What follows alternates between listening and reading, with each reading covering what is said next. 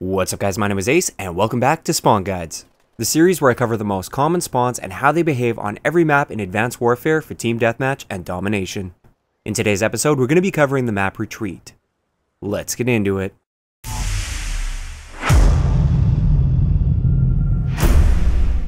Alright guys, so Retreat isn't necessarily one of my favorite maps in the game, but it is one of my best maps in the game. It's the map that I'm most consistent on. I almost always do very well on this map. I rarely have a bad game on Retreat. And the simple reason for this is I was able to get a good understanding of how the spawns work on Retreat very early on in the game's life cycle. I have more vicious metals on this map than any other map in the game. So let's start it off with the spawns for Team Deathmatch. Here are all the common spawn locations on the map. The bigger spawns are the primary spawns. These are the ones you're going to be running into almost all of the time. And then the smaller ones are some of the secondary spawns that you'll see every now and then, but really they're quite rare, so I wouldn't worry about them too much. So just as we'd expect, pretty much every map is designed this way. The primary spawns in Team Deathmatch are located all around the perimeter of the map, and there aren't any towards the middle of the map. The two most notorious spawns on this map are the two spawns at the very top of the map as you're looking at it right now. These are the cave spawns. These spawns are very sticky. You can essentially be really close to these spawns, but just right around the corner, and as long as you don't have a line of sight on them, enemies can still spawn there. So these are the spawns you always have to be thinking about while playing Retreat. As for all the other spawns, they behave pretty well exactly how you'd expect them to behave. So let's bring up the zones that I came up with for this map. So the two most common spawns for both teams to be spawning at are the red zone, which are the cave spawns, and the blue zone, which is kind of the A domination area. And basically, whenever there's a situation where nobody's really flanking anybody, there's kind of just a clash in the middle of the map, you'll have the two different teams spawning in these spawn locations. So one team will spawn in the red zone, the other team will spawn in the blue zone. As for the other zones, these are the spawns you'll get when there starts to be a little bit more movement around the map. So you start to get enemies on your flank, or your teammates start flanking the enemies. So for instance, let's just say you were spawning in the red zone, you're spawning in those cave spawns, and now you notice you or your teammates are spawning in the yellow zone. This almost definitely means that an enemy has pushed up, or maybe even multiple enemies, has pushed up from the orange zone sort of into the red zone and right in towards the cave area, and has blocked those spawns in the cave.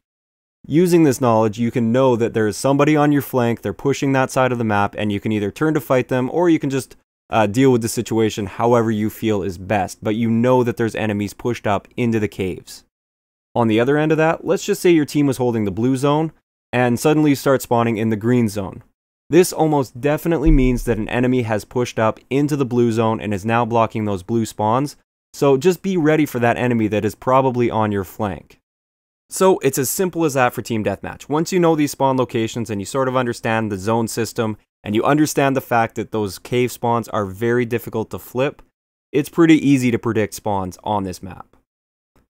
Moving on to Domination, these spawns are actually just as easy to predict as Team Deathmatch, if not easier, and they can tell you a lot about what's going on in the match, a lot more than some of the other spawns on other maps. Once again, we have those two cave spawns for the C spawns, and those again are very difficult to flip. Actually, I'd say they're even more difficult to flip in Domination than in Team Deathmatch. They're quite difficult to flip out, so you can be right around the corner and they'll still spawn there. And we also have a couple other spawns attached to the C flag. We have one right next to the C flag, and then we have one a little bit over towards the left side of the map, kind of on the top left corner of the map. If you spawn at that spawn, that almost definitely means somebody has pushed into the caves or has pushed towards the caves, so just be aware of that if you spawn over there. For the B flag, these spawns can often catch people off guard, and I picked up on these spawns very early on in the game's life cycle, and I attribute a lot of my success to my knowledge of these two spawns for the B flag.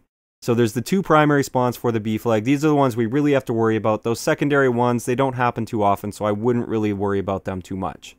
The one that's closest to the B flag, the primary spawn that is, that's closest to the B flag, that one doesn't happen too often because there's usually some sort of a battle going on around in that area. So that one is almost always blocked off. It's the other B spawn we have to worry about. It's the one kind of towards the bottom right-hand corner of the map. This is one that people sort of fail to recognize, and often people get shot in the back because of this spawn. If the enemy team only holds the B flag, this is the #1 spawn you have to be thinking about. Don't get shot in the back by these guys because it's kind of a secluded area, so you don't typically expect any enemies to be hanging out back there. And if you don't know there's a spawn point back there, it'll be very surprising when somebody shoots you from that area. So really focus on that bottom right B spawn if the enemy team only holds the B flag. Now, one thing I wanted to point out, you'll notice the spawn on the top right corner of the map between C and B is a different color. It's kind of a teal color. This is because it's a shared spawn. So you can spawn at that spawn if you only hold the C flag, and you can also spawn at that spawn if you only hold the B flag. So it's not necessarily a C spawn or a B spawn, it's a C and B spawn. You can basically spawn there in any situation where you hold either C or B or C and B. As for the A flag, there's not really too much to point out, except for the one spawn that's kind of pushed up a little bit towards the C flag. It's the top left A spawn. If you spawn at this spawn, it usually means somebody has gotten on your flank and is near the A flag. So if you spawn here, just be aware somebody is probably behind you in your flank trying to get to your A flag, and be ready to fight that guy. So that's going to wrap it up for spawn guides on Retreat. The key thing I want you to take away from this episode are those two cave spawns are extremely sticky. So if you spawn at those cave spawns, be very cautious coming out of those spawns because an enemy could be right around the corner. And on the other end of that, if you're walking by that cave spawn or you're just around the corner from the cave spawn, always be aware of the fact that an enemy can still spawn there even if you're really close by. So let me know in the comment section below which one of the maps you'd like to see me cover for the next episode of Spawn Guides. If you enjoyed the video, a like rating is always appreciated, and don't forget to subscribe for more if you haven't already. I'll talk to you guys next time.